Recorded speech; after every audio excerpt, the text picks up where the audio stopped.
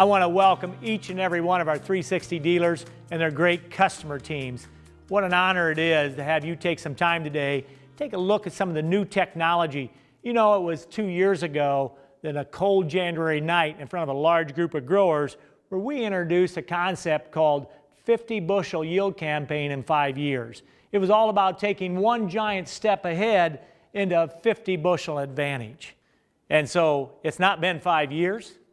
It's only been 2, and we've already, with our testing in our farm, have been able to hit more than the 50 bushel yield mark. So I'm really appreciate you taking some time where we can go through exactly what does this look like.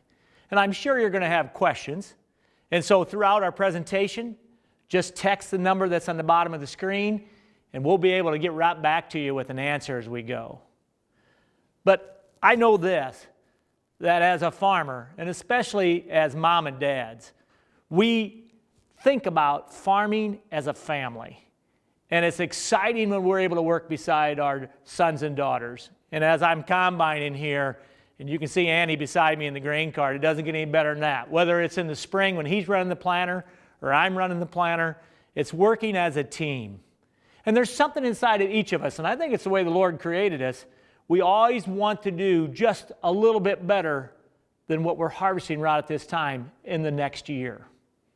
Let me give you an example of what I mean.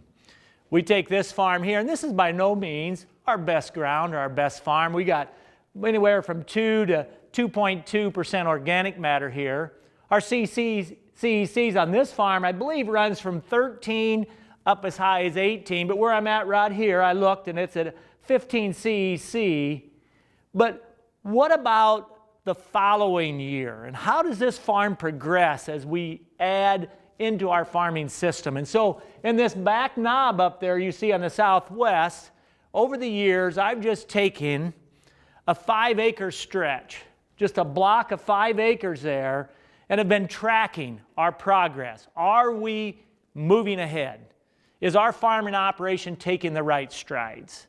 And so as I look at that, and I'm excited. So in 2014, and this is a corn bean farm, so every other year it's in corn. So in 2014, it was 239 bushel. And I'm pleased with that, but at the same time, we like to stretch and we like to grow it.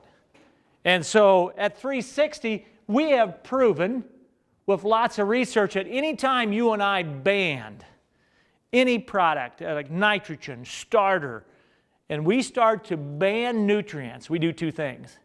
We're able to lower the cost of the inputs, and we're able to increase yields. Let me show you what I mean. We take here our 360 Bandit. On the planter pass, we're able to add nitrogen on each side of the row. At the same time, you can see our new 360 Wave attachment here that's doing a much better job of closing from the bottom up. And it's adding starter right beside the seed. And with the 360 Dash that we're introducing to you this year, we're able to put down a dash of starter right beside the seed. Add that to what we've been able to do with 360 Y-Drop, and it's all about putting on the right amount of nitrogen at the right place at the right time. What you see here is we're into the growing crop, and we're finishing the race. And so it's exciting as over the years, as we develop this technology and we're putting it on our planter, we've been able to take some pretty good strides ahead. So we come back in here from 2014, back into corn the next time, we've been able to raise the bar considerably. So in 2016, we're now up to 271 bushel on this farm. And it makes me almost, when I'm harvesting that, a little bit of a tight stomach thinking, how are we going to continue to keep moving up? I know what the soil's capabilities are in this farm, and there's some pretty light clays. But at the same time, as we continue to advance our planter, the right hybrids at the right population, and I start to see where we were able to take it, we were fortunate. And with the good Lord's help, we were able to take one more step ahead, and we were to 275. Yeah, so we did what? We added 4 bushel. And I'll take that. And I had the same thought in 18 when I'm harvesting. Next time in here in corn, I wonder how it's going to go. And I wonder if we're going to be able to keep it rolling. So that same 5-acre stretch in 2020, and we backed up due to things outside of my control. A really cool, wet start of the season. Coming in late planting, and then a pretty tough growing conditions. And so as we think about next steps, we'll write this down here. So in 2020, not bad corn. Anytime you and I can be over 220, we should be pleased. But at the same time, we had a 49 bushel hit here. And it's going a different way than Greg and Andy and Tim and our family would like to go. And we understand why. We understand that we don't control every control knob when it comes to weather. And really dry stretches can make quite a difference. But as I think about next steps, as 360, not just a farmer in me, but as an inventor, and as we think about next steps for each, you and I, to take in technology, I'm probably not where a lot of these companies are. And I appreciate and respect the energy and the dollars, millions of dollars, these companies have spent in design and hours of engineering time to get to that point. But I'm not sure, and maybe it's just me, I know I don't want to be replaced. If there's one thing that gives me a thrill, it's starting that planter up in the morning and working all day, putting a corn crop or bean crop in just right. And I don't know if there's any bigger hit than getting in a combine and running all day, either in beans or corn, and seeing the kind of yield come in. So I guess I'm not in the camp that I'm looking to be replaced where technology is doing that, because I'm not sure that that's going to add to my yield. See, I have a really dynamite team of young men around me. And there's 6 young guys that work with me, and I have a team of 7. And I don't know how they could get any better and the knowledge that they have. So it's a little brass for me to say maybe, but I am just sure that I can outperform this technology. In other words, getting behind this planter and utilizing the things that we've learned the hard way and the mistakes I've made, I like the fact that we can fine-tune when I'm in the field. So I'm not looking to be replaced at this stage. I don't believe this is a 50 bushel gain. So as we think about it, what would be the next steps? I'm looking for more yield. I'm looking to take that giant step ahead. And when I go back to this chart, and we're heading the right way with the technology 360 has brought in to the farming community, but at the same time, we see a drop in yield due to things outside our control. And so as I look at this rain chart, and this is just showing the different years, 2012, one of the driest years ever for our family. It was a drought beyond measure, and you can see the effect, and you can see when it was happening. Look back here in June, July, and August. Yes, in 2012, it started to rain after harvest. We look at 2020. That's the black line. Really similar to 2012, isn't it? And we can see we had some rain here in July.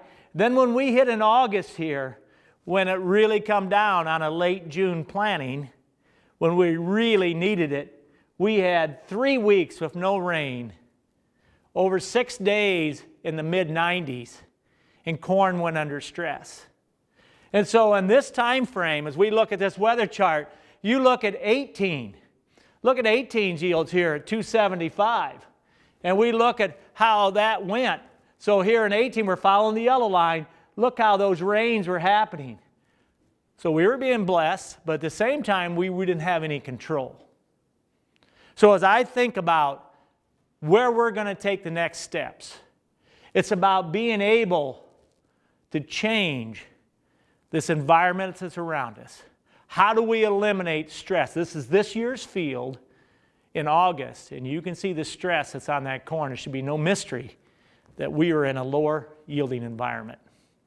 And I think, you know, how we're in the field a lot. And you can see us here for our Hagie, and we're doing fungicide application here with the undercover. In other words, we're putting DeLoro on. We're in here with the 4 nozzle system, and we're doing an excellent job of coverage. And you think in your mind as you're running this sprayer, what would happen if I could just add some water to take care of the stress because it hasn't rained for 3 weeks? And you start to do the math, and you see that's virtually almost impossible. So as much as fun as it would be with the sprayer to say, well, why don't we come in? All of us know what $1 million rain looks like on July 4th week.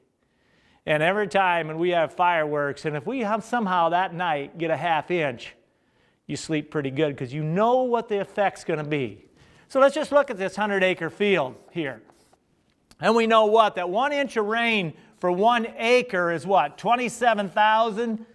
It says 27,154. That's gallons. And so if you and I were saying, well, if we would just, could we haul enough water to save this field in that dry spell, we would be looking at what? 405 semi-loads of water. That's virtually impossible. You just can't get enough water hauled. And so you smile because, as I would, because I've had a lot of pivots over the years, and we run a lot of them. And I look at pivots the same way back in 1994 as I looked at corn planters. Corn planters for 50 years had just run the same. Nobody had gone in and said, you know what we need to do is we need to figure out how to make a meter singulate each and every time, deliver to the seed, to the ground that seed for spacing perfectly, and then create a soil environment around it of downforce to get every seed up. And so pivots have been out there for 80 years, and they've run the same as they always have since 1940. And there's nothing that's disaster by any means for them. You got a 1/4 mile arm, and it takes a lot of gallons per minute. This particular unit here is 160, and it's pumping about 1,100 gallons a minute. You can see that we have a really windy day. You can see the water starting to drift. We realize that in the middle of the day, it always brings me a little bit of pause because I know if I'm putting 50 to 55 degree water on that corn plant, we're shutting down ET. In other words, that plant's no longer transpiring. It's no longer bringing up water and nutrients to the root system because we've shut it down. So a lot of times we run our pivots at night. So there's things that you think about a pivot that you say a cold shower over the top can be quite a concern. We also realize that it's really driven by the shape of the field. Even in a perfect square, we have what? 7 and 8 acre corners that can't be watered. And you take for where I raise in seed corn, even though we're on really good soils, in a dry land corner, I got to keep isolation beans there. So every 160, I only get 130 acres. And 30 to 32 acres of it have to go into a different crop. And so I think about that and realizing that also the shape of the field has a huge impact. Can it be watered? And so you get an irregular field. You take this field. This is 110 acres. You can see the blue outline. It would be really hard to put a circle inside of that made any kind of economical sense. Of course, there's drip. I started with drip years ago. And we've run a lot of drip in. 5 to 6 years ago, we were running this bar, and we put in over 1,000 acres of drip. And we had it going in at a 40-inch centers, and it's expensive. I make no bones about it. It's double what a pivot would be in cost. And it makes you concerned when you see the kind of effort it takes. So we're putting every 40 inches here, we're putting it 18 inches underground because we want to be able to keep our same farming system. We want to be able to do tillage over the top for corn on corn. And so as we put this system in, we realize we're hoping for a 30-year system. But I also understand there's always issues. And at 18 inches deep, when a rodent or we get a tear in a line, and so we come in the spring, we fire up the system, there's always a day in that field where we're digging in up to our armpit, laying on the ground, fixing and repairing the kind of leaks that you see here. And so this is why you and I as dads, we have we's on our team. And so we get these leaks fixed. I should really say it's Andy, Aaron, and Cam that get the leaks fixed. It's not Dad. What else about drip that gives me a little pause is we understand water quality. When I say water quality, I mean iron in the water. And so in my system here at our dairy, I have 3 sand filters just to keep that water purified enough that we can come in and get it over, for the emitters don't clog. And we have to be very careful what we add to the water so we don't create any kind, always do a jar test, so we don't have an emitter all of a sudden getting clogged up and all of a sudden our system that's 18 inches underground is no longer viable. So, as I think about the perfect system, as I watch this planter run, in my mind, what would be ideal is at that point, nothing else has to happen from this day forward as far as what I need to do in the field from this aspect. I come in here and I plant this seed, and as that seed starts to grow, I'm looking for something that would be designed that would help it through all stages, all the way here from when it first starts to emerge to where we start to have a corn plant that's at V5. It's having always a perfect day. Corn can never have a bad day. We understand that, don't we? Different than soybeans. But anytime corn has a bad day, we're losing yield. So as I think about technology, a game changer, I'm looking for something from emergence to V2 to V5 to V10, all the way in to R1 and beyond. I'm looking for something to help me, give me knowledge, and not only knowledge, but actually physically take this crop to the perfect place.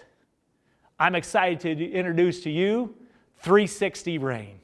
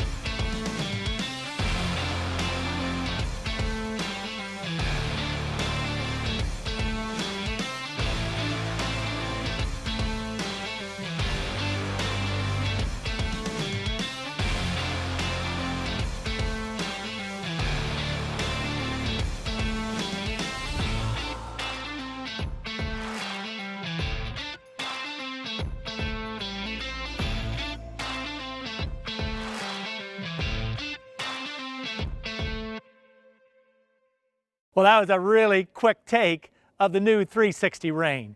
As we look at it here, sitting here on the apron, you can see we have a 3-wheel machine. All wheels are driving. Of course, we have a steering wheel here in the front, and it's in its plastic shrouding so we can protect that 30-inch corn. I really like the height that we have. It's a foot taller than our Hagie. It's 7-foot height under the mainframe here. And we have a 10-foot height on the boom that you see is a 60-foot boom with 12 drops coming down in between the corn rows. The rear wheels themselves are on a 120-inch gauge. So this machine is following the exact path of the planter and tractor. Using the GPS RTK receivers, we keep this machine right in the sweet spot as it goes back and forth through the field. As we come to the drops themselves, you can see that we have a hose coming both sides. Let's just go in where it's a lot warmer and take a look at this machine running in the corn crop. Well, it's good to get back inside where we can show it in its actual working clothes, actually in a crop itself. And as we start to go through this detail, remember, as you have questions, no problem, just text that across the bottom of the screen and we'll get you an answer right back. So, as we set outside, this is an all-wheel drive machine. As you can see here, yes, it's carrying a reel that carries up to 2,900 feet. In other words, we want to make sure we can get a total 160 acres covered no matter where the well would be. It's a 24-row machine with 12 drops. In our case, we got a 24-row planter. It's following that verbatim. It's going to have the RTK. You can see the two RTK receivers that are exactly in line on top, and that's keeping it right in the sweet spot, right down that 30-inch row with the steer tire. And of course, at the speed of 8 inches a second, it's not a runaway train by any stretch of the imagination, which I really like. When you think about going 0.4 mile an hour, it opens up a huge window for Tim and I and our design team to start thinking about other things. But let's talk about what we have here. As we think about this water reel hose going all the way back to a well, what's the effect on the ground itself? And I think this is a beautiful thing about 360 Rain. We're able to come in, and now, just like we learned on nitrogen with Y-Drop, we are banding water. When Tim and I started this project, my goal was we could raise more yield on 40% to 50% less water. In other words, creating a band right in the sweet spot. And so as that hose just came by, we created here a 15-inch band. So let's just go draw it out so we can see exactly how it looks. We'll put some corn plants here. We'll spread them out here 6 inches apart for 35,000. So we have a 30-inch row here. And as we came by, we created a wet zone of, in this case, on the way out as the machine went, we put in here 1/1500ths of an inch going in this direction. Remember, for rain, as it, wherever it goes, it's laying hose, and as it comes back, it's picking it up in that same row. So on both sides here, we created a wet band of, and like I said, on the way out, it's 1/1500. Now remember, this center of the row is dry. So it's just a 15-inch dry point. This is where the efficiency comes in.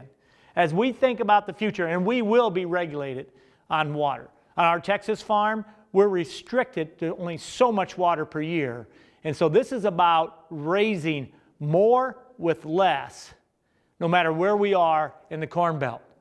And so on the way out, we're putting down 1/1500ths. On the way back, we're laying down another 1/1500ths for a total of 3/10ths on that pass. But in reality, since we're only covering half of the area, when I say 3/10ths per acre, it could really represent 6/10ths, over a ½ inch in just that one pass.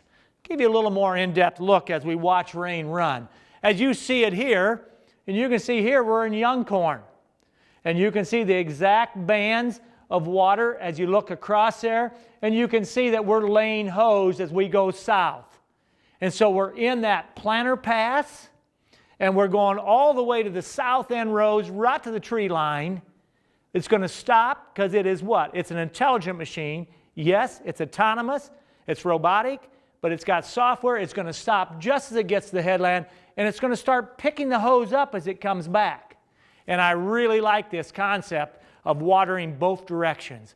Nitrogen with the water on the way out, coming back with another 1/1500ths as we come back, and we're working that nitrogen and that sulfur and the P and K right into the root zone for tremendous uptake. And so as we think about the 360 Rain system, it starts to get our wheels turning. How would this fit into our operation? What kind of water requirements would it take as we move forward from there? So as we look at the well drilling rig, and you can see here we're drilling this well in the middle of the 160 acres. And I guess where I get excited thinking about 360 Rain is it definitely takes less than what it would for a pivot. So instead of a 60-foot boom, a pivot has a quarter mile long arm, and it's what? It's taking, what, 700 plus gallon a minute. Most of my pivots are running 1,000, GPM plus as it goes through the field, and so there's a pretty heavy requirement with a 16-inch well and anywhere from a 75 to 100 horsepower to pull that water up from 180 feet deep. Whereas we come in with the 360 Rain, and all of a sudden the dollars become very, very attractive. We're only going to need an 8-inch well because we're asking for 215 gallon per minute max. Because of the efficiency of how we're banding the water, we're going to get by with a lot less, which now opens up a huge section of the Corn Belt from Iowa, Illinois, Missouri, Indiana, Ohio, and on further east. All of a sudden, we're going to be able to take yields to the top with a lot less. An 8-inch well, so now all we need is a 20 horsepower to maximum 30 horsepower motor, and we're able to go in and create quite an environment. As I think about rain, you say, well, Greg, we're used to watering with our irrigation system. We're on a sand farm, and so, we need water every day. And I understand, and we're putting water over the top. It takes a massive amount. Remember, we're down in the bottom. No longer are we making plants have a really cold shower and stop ET. We're down, and you start to think about all the nutrients and systemic. This year, for example, on the test plot, we put on a fungicide systemic that's just brand new out. First time we had a look at it. Amazing, exciting results. And you start talking about watering fungicide in instead of spraying on the top of the plant. And so as I think this through, we're going to run rain in our farm. It runs every day. We never shut off, but we never let the soil bank get empty. So when I think about rain being successful, no matter where we're at, we're not coming in and waiting till we're extremely dry. And you start to see this corn plant as we think about the root system here, and we take the water all the way down to this point. And then we say, oh my goodness, we need a rain. Man, the Lord would just give us a shower tonight. Well, I guess we'll start rain. That's not how we're thinking about it. Rain comes in from the day the corn emerges to the day of harvest. It lives in the field, and we're going to keep ourselves in the ideal situation. We're not going to let it dry out so that we're always under stress and we have unhappy corn. And so in our case, rain's going to run every day, and we're going to keep the perfect amount of moisture in this profile, and so that we're going to keep corn in a really good state. Let's take a look at what it would look like in 160. So in other words, a well could go here, and we could put a PVC in here if we want it to the center line, to the center well. Or in this case, you can see this rig is drilling it there in the center. So the well's in the center of the field. So in that case, we're going to take the electric line and run it off the ditch bank into there to power the pump. So your machine is going to sit here, and what's it going to do? We call in the center of this field, we call it the 50-yard line. So we have a 50-yard line here that we have in the middle of this 160 acres. So the machine, remember, the line is always hooked to the center of the well. As it goes out, it's laying your lifeline. It's going to come all the way here. In this case, we're going to come over here to the east headlines. We got the road up here. And it's going to turn, and it's going to take the first 24 rows at a screaming 8 inches per second. In other words, about 0.4 miles per hour. And it's going to water going out all the way to the ditch bank. All of a sudden, we're no longer leaving 8 acres to 7 acres in each corner. We're going to cover every plant. And so we're going to go out here, and we're going to lay it out, and we're going to go out at 1500s, and we're going to put some nitrogen, some sulfur, a little bit of potash is going to go in there. And on the way back, we're just going to water it in. When it comes here to the center line, it just turns and backs right to the well, stops, goes right back the other way, and now it went south along that east line. And then it comes back, and it starts to go. And you start to think about that, and it moves its way across the field. And so it can run day and night, and that's the way. Let me just show you. So here's the well. Machine goes out, heading up to the road, comes back, turns, comes right in. It's autonomous. It's got intelligence. It does it all on its own. It knows exactly where it is. While you're sleeping at night, it's out here taking care of this field from the day that planter leaves. it's in here doing the hard work. And so you can see here, it just did 48 rows of a half mile each. And it's got it done, and it's continuing to move. We think about that 50-yard line. This is a field where we're working in right now in Florida. We're in southern Florida. We're at a large dairy, and we're working in a silage field. You can see this 50-yard line, and so I'm going to plant right through it. Greg's going to run his planter just like I always do. I'm not going to worry about having any strip in there. I'm going to let rain go back and forth, and this year we've harvested right through the 50-yard line, and there's still a lot of corn because being an autonomous machine on RTK, it follows the exact same. So there's about what? I'm going to say there's 12 to 16 feet of that looks pretty ratty, but it's not 60 feet. The booms, just like it is on Y-drop, those drops just work their way right through the corn, and as you turn in, it's just always on the same exact track, within an inch of where it goes. When we think about odd-shaped fields, is it any longer a stretch? This is my dad's farm, 90 acres here, there's Dad's house, and you can see here in this 90 acres, if the well was drilled here, or the hydrant, you can see the 50-yard line goes up, and it takes care of that top 45, and then the next slide you can see here, it's taking care of the bottom 45. And so it becomes very well managed in how it can cover just about any type of a shape that's out there. What about larger fields? This is one of our 320-acre seed fields, and we're going to be running 2 rain units here in season 21 there. And so our well is right over here, right up here. We run PVC out to 2 hydrants. We have a north hydrant and a south hydrant.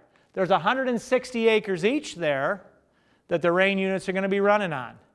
And so now those two will be working in tandem to cover all 320 acres of seed from fence row to fence row.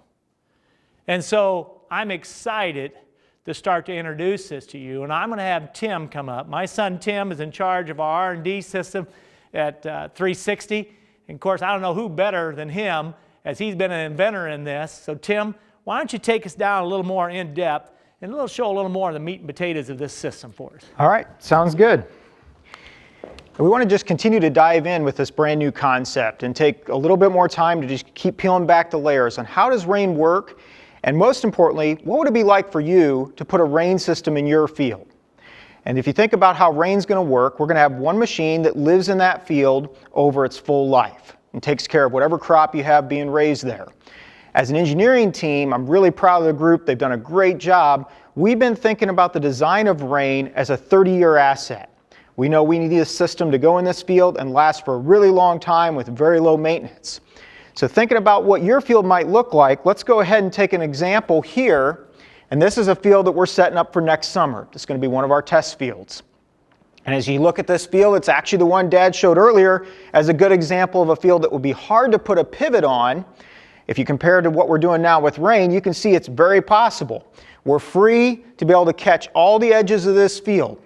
And again, as Dad described earlier, in this particular case, we're putting the well next to the road. That makes it really easy for us to access what we would have set up there, which would be what? Our tank farm, carrying our different nutrients, whether it's nitrogen, P and K, micros, boron, whatever you might be wanting to apply in that crop.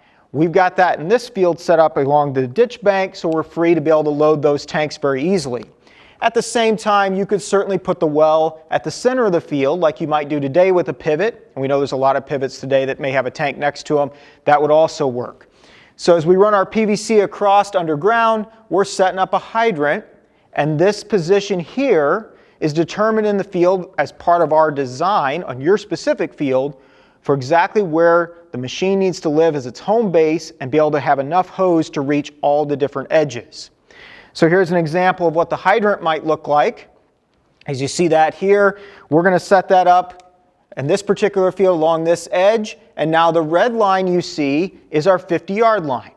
And it's not necessarily a straight 50-yard line because of the field shape itself. We make a few jogs through here, and that's no problem. We'll drive right down the planter pass here.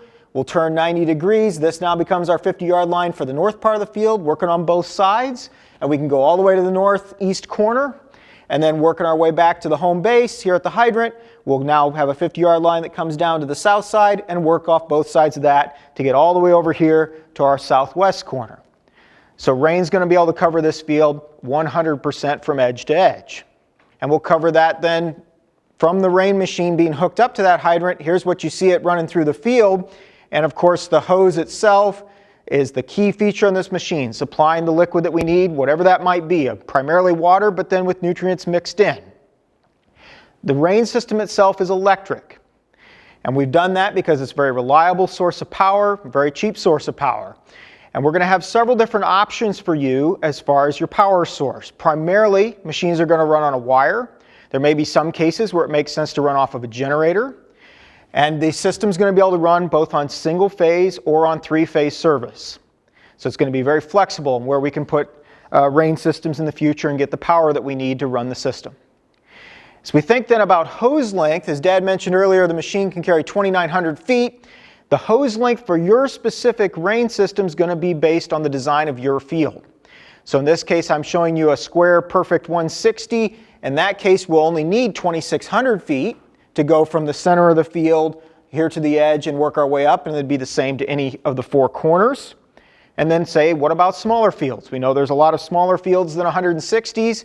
Take this as an example. Here's just a nice square 80, and you can see here only 1,950 feet are needed to come from the center point. Say this is where our well would be, working our way down a 50-yard line and being able to, again, go to all four corners. This 80 looks pretty flat. But what about testing on terrain? We know there's a lot of terrain out there that looks different than Central Illinois, and we've had the opportunity to do testing, as you can see in this video, right here at our R&D facility. We have a hillside that's got 15% slope going up, and partway up the hill there's a combination where we also have a side slope over 12% grade. And taking the machine up and down really shows that we've thought about the design when it comes to handling terrain. The center of gravity in the machine is below the frame itself and shifted back towards the drive wheels so that we're able to handle challenging situations like you see here.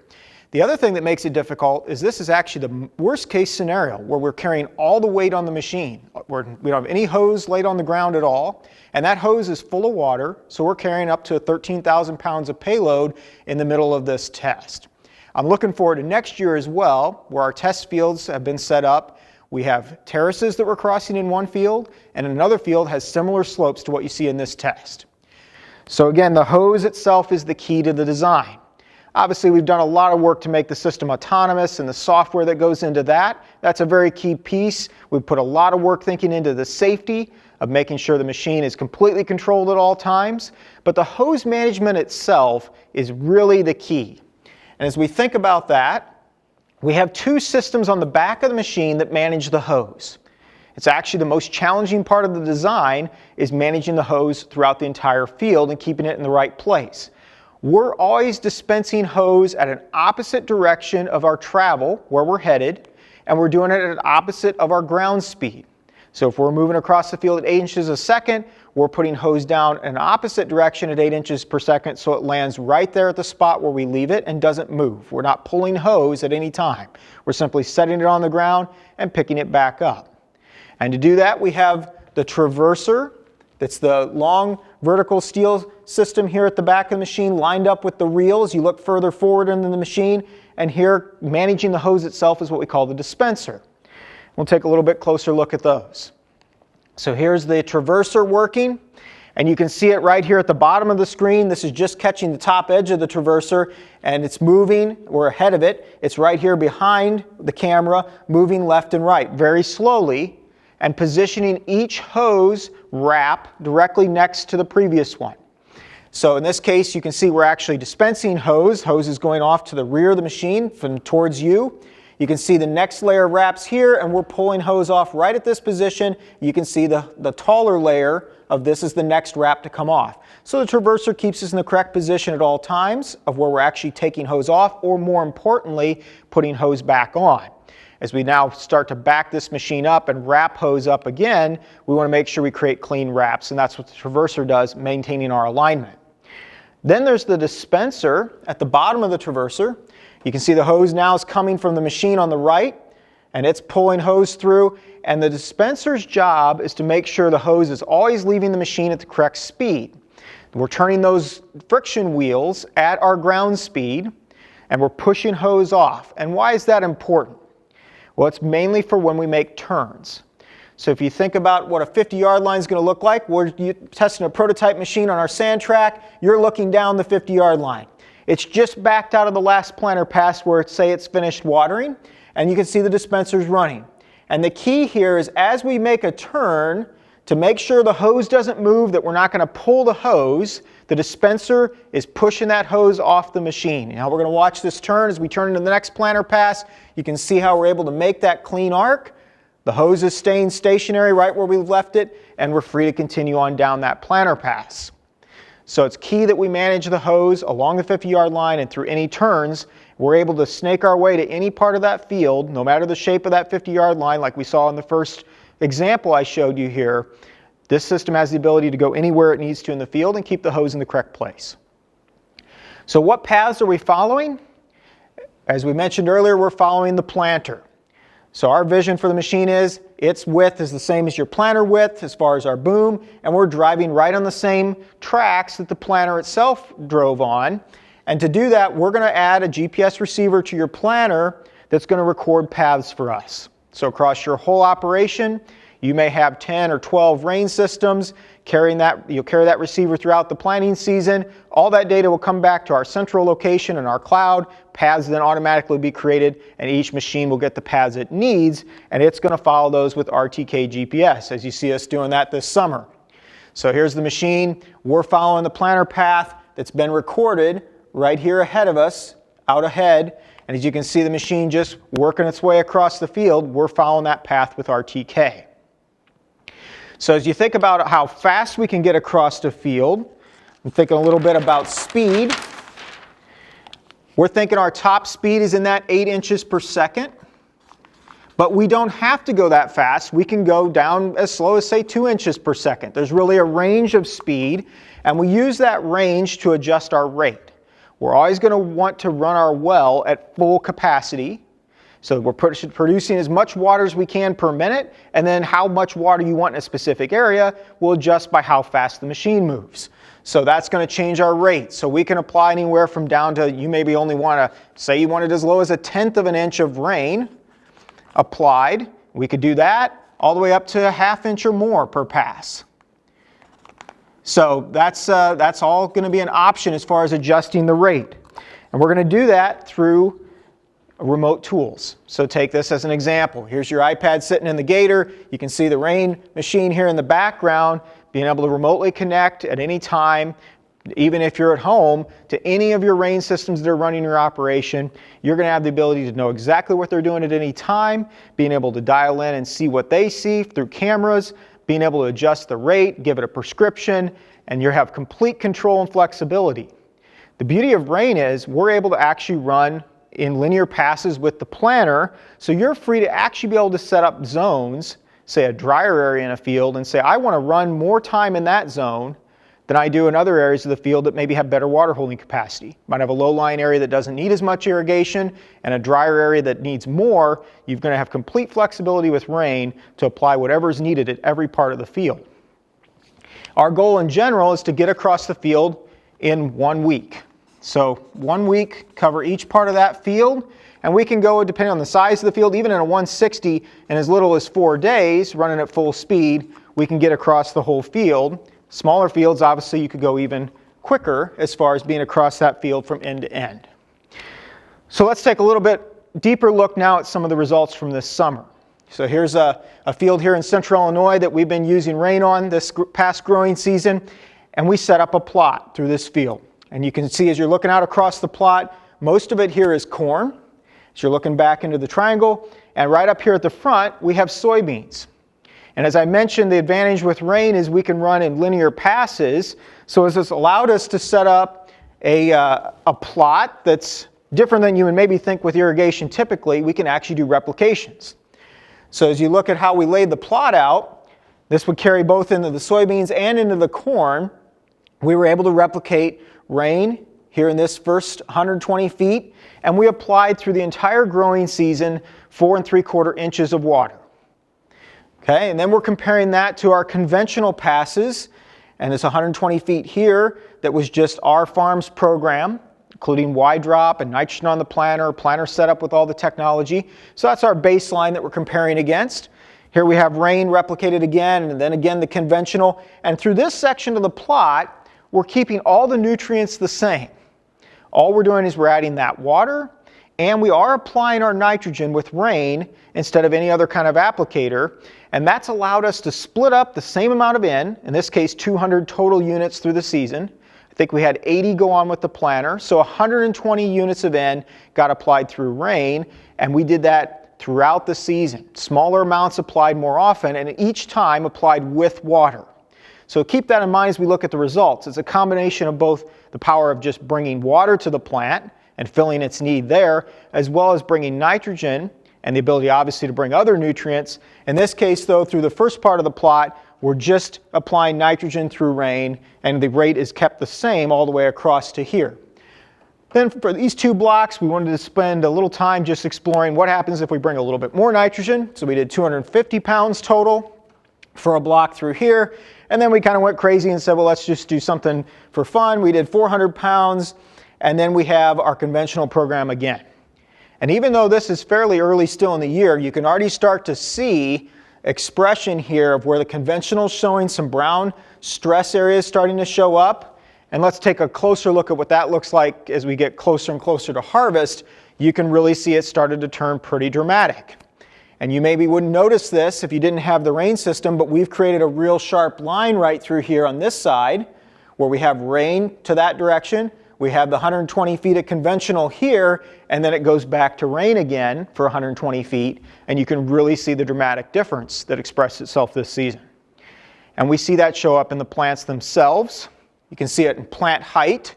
Look at the dramatic difference here of conventional plants that have, because of the stress they've been under, shortened their node length, set on a shorter size plant compared to the rain system that had the resources it's needed. Those plants have been pushing hard, and they're a lot taller. What's more important is, what do the ears look like? What are we going to see here in yield? Well, it's no surprise we start to see that follow through here as well. So our conventional program, those aren't bad ears by any means, but when you compare them to rain here on the bottom, notice the difference primarily at this time in length. Significant difference in length. We also know that from here on, a lot of yield gets made up in kernel depth and kernel weight. And there's a huge difference that's also happening there. You don't see it as much in the picture. We did see as we cracked some of those ears in half, you started to see early signs at this stage. We're still in milk here, but as you really push to the end, it made a dramatic difference in our kernel size, and our kernel weight. So let's take a look at some of the numbers themselves. Again, I've got the layout of the plot here. And what we did when we planted is for each planter pass, we have two hybrids, 8936, a Wiffles number, and 1197, the Pioneer hybrid. So the planter itself is split, and then for one 60-foot pass, we run at 36K, and the other we ran at 48K. And we're pushing the populations to say, does that make a difference? Which ingredients in the yield equation can we turn the knobs on and see some response? So throughout the entire plot, we have replicated these two hybrids and these two populations. So to start with, let's look at the conventional program. And these are the yields. These are the actual yields coming out of the system and our conventional. And we see the Wiffles number pulls back somewhat as we increase the population from 205 to 201.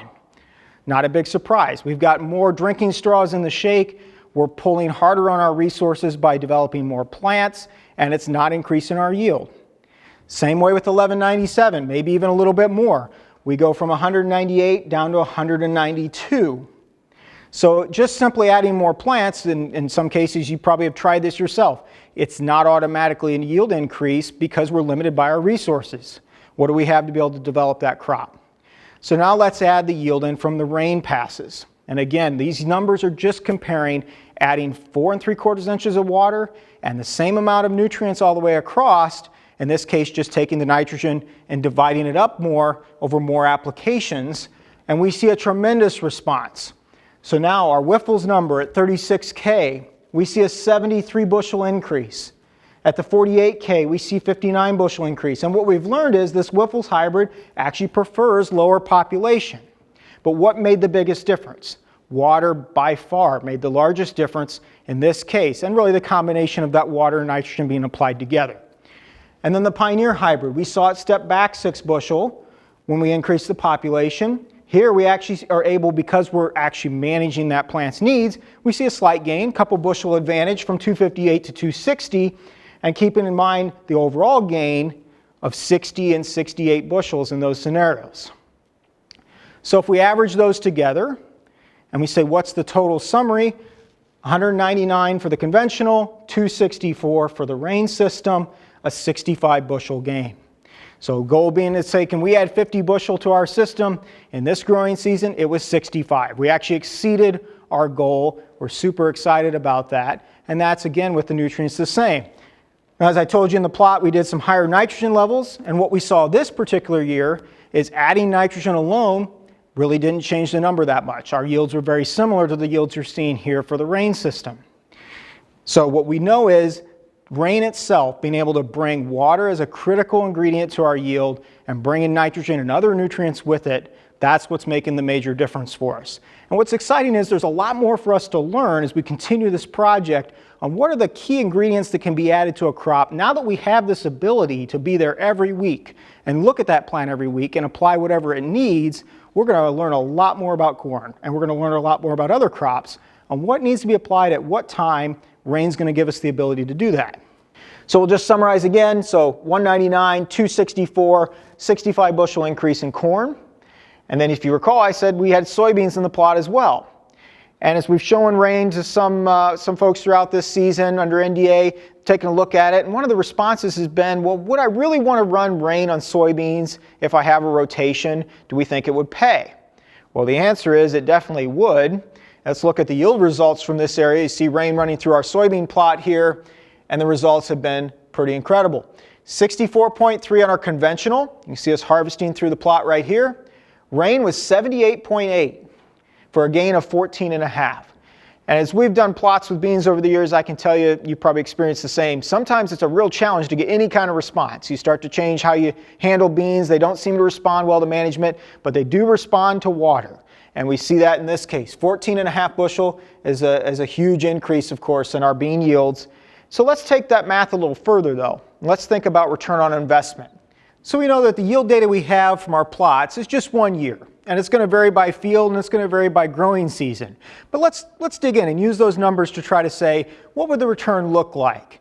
And when we think about our goal for the project as an engineering team, we've wanted to get it to where it's a 5 to 6 year payback on the complete system. We'd like to see the rain machine itself be in that 100K or sub 100K, and we know that there's going to be a well and infrastructure in addition to that. We've taken all that into account when we've done the calculations. So using corn, we're using our 65 bushel we saw. $4 is our price, about where we're at right now. That's $260 added per acre. So you calculate that out on a 160 acre field, that'd be a 3.8 year payback for the entire rain system. We think that's pretty incredible. Keep in mind, when you think about a 30-year life on a rain system, you only need 3.8 years, or say 4 growing seasons out of those 30, to see the same results we did this year to get a complete payback on rain. Every other year after that, and mixed into those 30 years, is pure profit into your operation, any gain that we get from there. Let's look at soybeans. 14.5 bushel increase.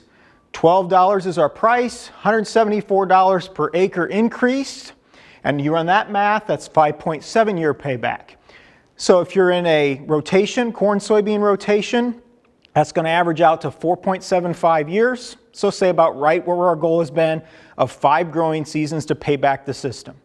Like we said, we know the results are going to vary from field to field, region to region, growing season to growing season. But what we know is water pays, and more intense management and more control over the key inputs into yield really pays back. And we're seeing that in our data.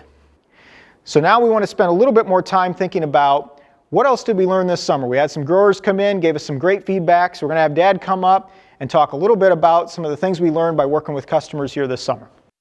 Thanks, Tim. Really appreciate all the good detail, and I'm really excited about the results.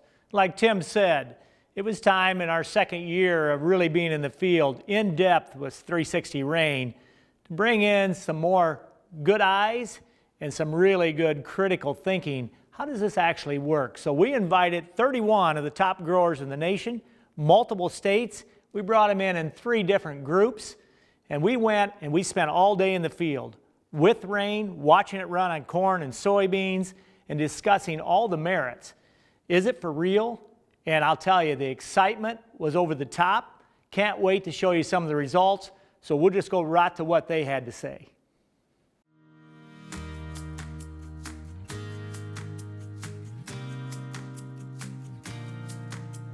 There is no reason I can't take a field that'll make 275 year in, year out and make it a 375 field.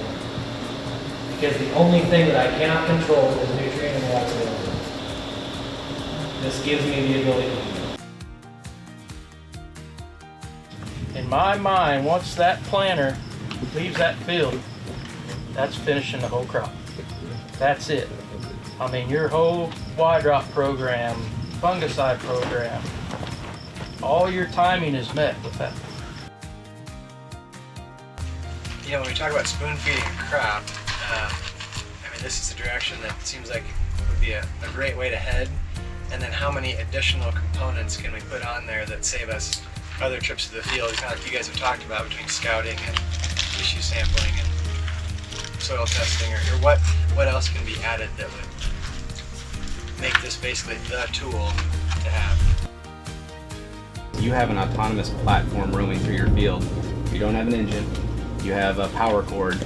So with this device going through the field, yes, it can water, which I think will be great, but what else can it do? What other things can you hang off of this and learn about this crop, and what decisions can we make by essentially putting sensors on there and knowing real time how to adapt, how to change.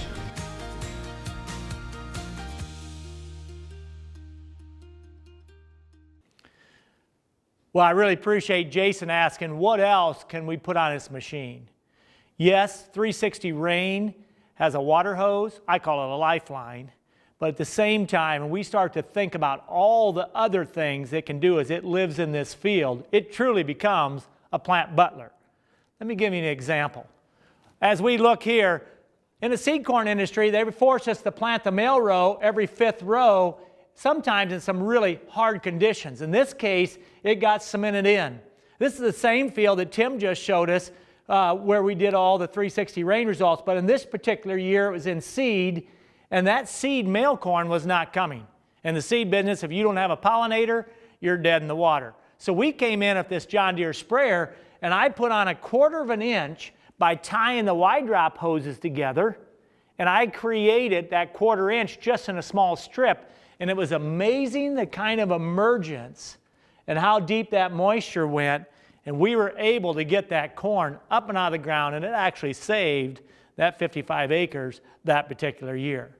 So when I think about 360 Rain, and I see here what, 1/1500ths of an inch looks like over the top of that planet row when we're in a crusted state, when you and I are sitting there, do we bring out the hoe out of the shed that hasn't moved for 5 years, or do we not? Do we hope the good Lord gives us a rain and softens it? In this case, if rain's already in the field, get on your iPad and push go, and we start to soften this, and all of a sudden we have a beautiful, even emergence where every plant come up within 12 hours of each other. And those are things that we're looking at. What else? So I think about managing late emergers. And maybe this gets a little bit on the fringe edge, but I think about the perfect population. And we know that there's times that some seeds emerge late, and when they get 2 collars behind in height, they basically are just a weed.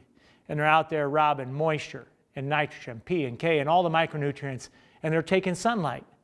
And so as I think about a machine that's moving at 8 inches a second, and with the camera technology that we've been able to put on here as we're watching, and I'm starting to look at every plant, all of a sudden in that 160 acres, I know every plant, what size it is, whether I like him or I don't like him, and to me, it wouldn't be that far out of the playing field if we were able just to snip him out. If you're not going to produce, you're going to be gone, and we're going to take you to the side. It's all about getting the right ear count and understanding exactly where it's going to go. How about weed control? In the 31 farmers I brought in, I intentionally brought in some of the top organic growers in the United States. Some of these guys are raising over 3,000 acres organic. You got to remember, just double it, and that's what that farm looks like in any given day of all the labor required. And I envision 360 stepping into a different paradigm when we talk about weed control and weed management. Obviously, where I've taken my Hagie here and I'm doing pre-planting, I'm coming in and putting down a herbicide. If rain lived in this particular field, here's 90 acres, and if rain lived there, it could have that pre-emergence herbicide down long before the planter come. Or we think, oh, any kind of preventive herbicide going down, it's going to have that capability because obviously we got water. And once we got water on that boom, it's nothing to put a stainless steel canister of an active ingredient, no matter what the product would be in it. And all of a sudden we have one of the best sprayers possible. What about when we're talking about non-GMO soybeans, where we got to go in and do a lot of hand weeding to keep that? And this comes in where the organic guys are. What about an LP tank on there for flamers?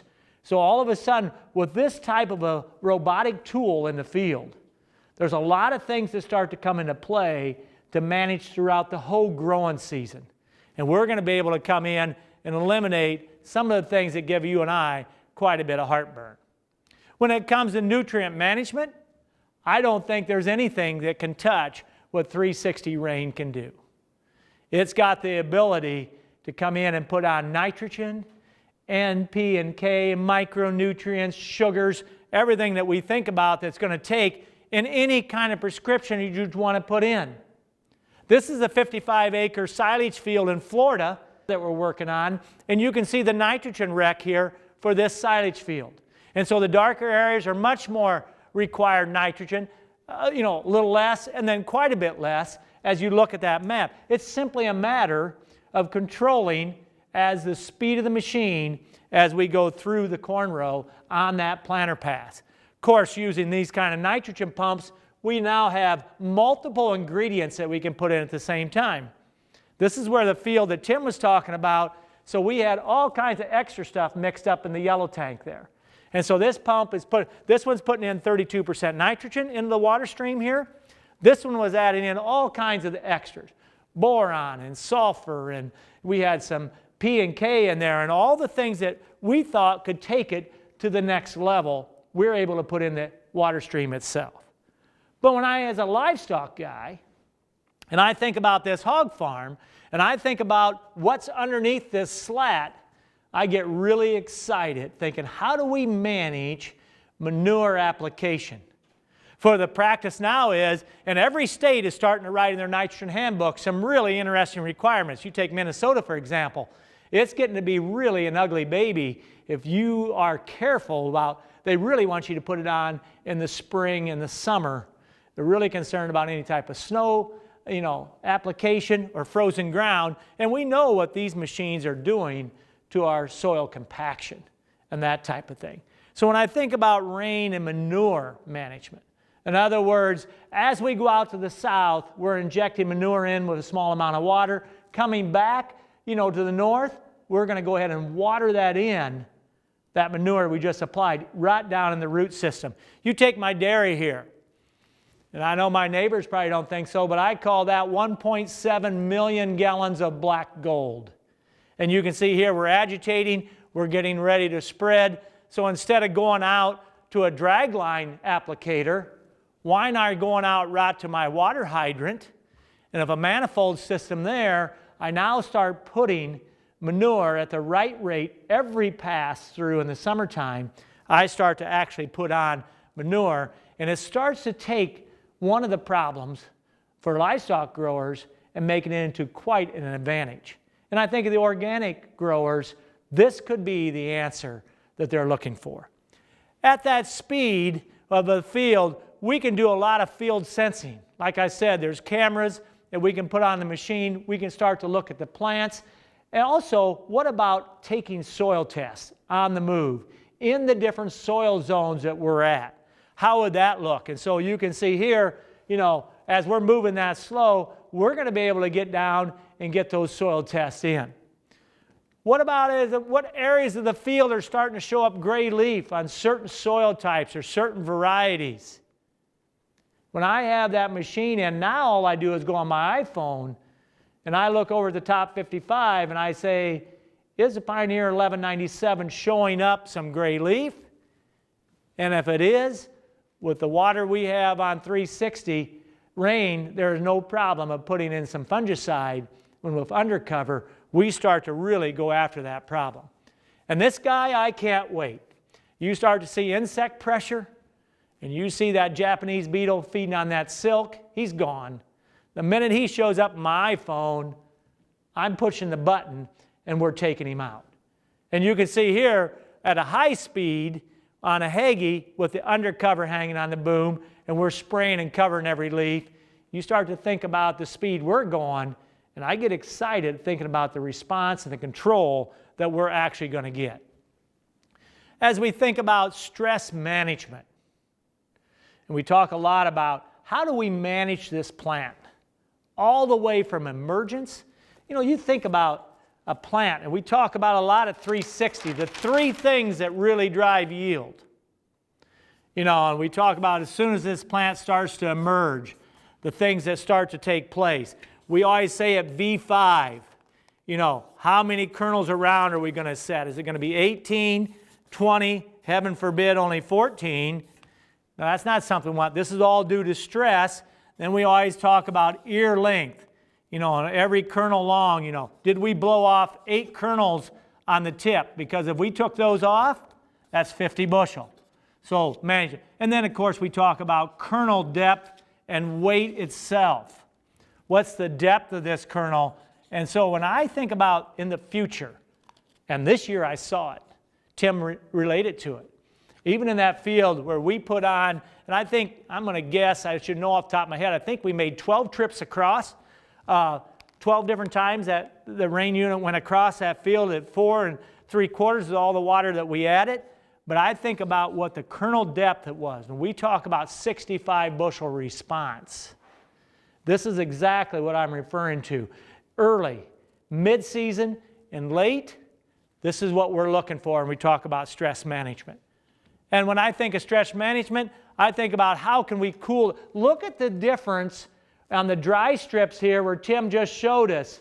And you think about this and you say, well, this area here in this soil type is under a lot of stress. How fast? Because a lot of you are saying as we go through this, you're saying, man, that thing's moving slow. Why, Tim said it took, what, 4 days to get a whole 160 done. And so the well's here, and here's your machine. You can see, so the machine's way down over here. And so it's sitting right here, and you say, well, Greg, I'm showing that we're having all kinds of heat stress over on this side. How long is it going to take me to get over there if I'm down here in the very far corner? Well, it's going to take you 1 hour. In 1 hour, that machine can go a half a mile. So at the most, you're going to come here, and you're going to come back and forth, and you're going to come in here, and you're going to take care of all that stress that's there in those spots.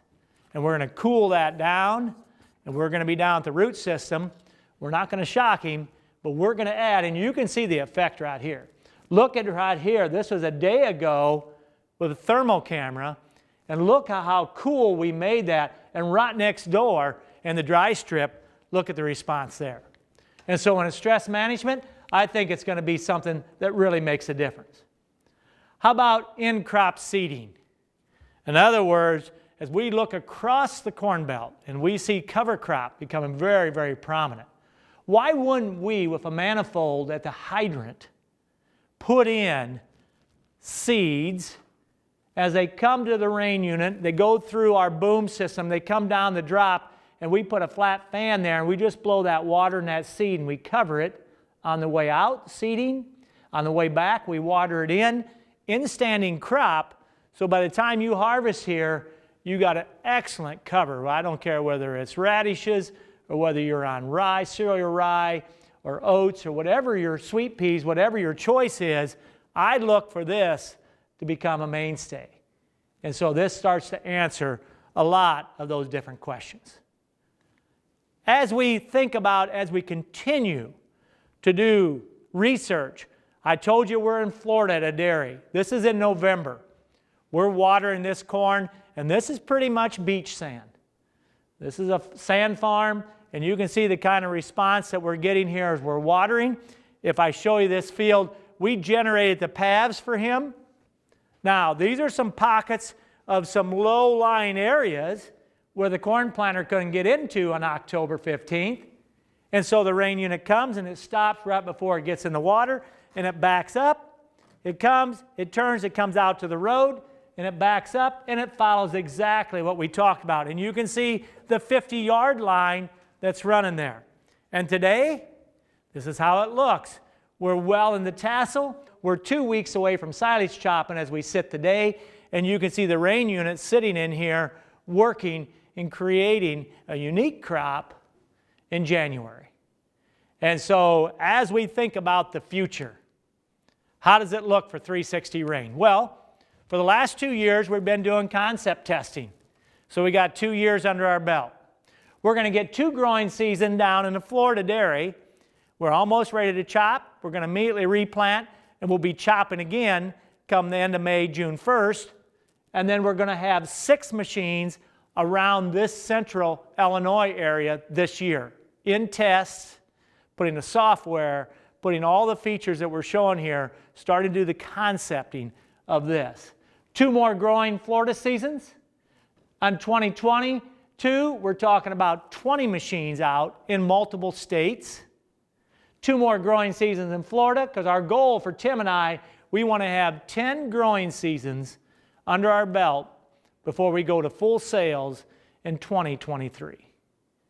And so, yes, as we think about 2023, 360 Rain will look different. Everything we've ever designed, there's an evolution, and you continue to test and improve. I'm excited to think about what the potential is going to be. If I hadn't seen it firsthand, I don't know if I could hardly believe the kind of response that we've gotten by banning nutrients and water and doing the kind of management that we've been able to do. Well, I want to thank each and every one of our 360 dealers and all their tremendous growers for spending the time here with us. I really look forward to having more communication with you. So for the first 100 that will email us their email address and their field location, we'll get back to you. We would like to expose you to what a 360 system would look like on your Pacific field. If you have an interest, send us one of your fields and we'll show you exactly what the 50-yard line, the layout would look like. I know this. Tim and I and our 360 team are really excited about the potential of 360 Rain.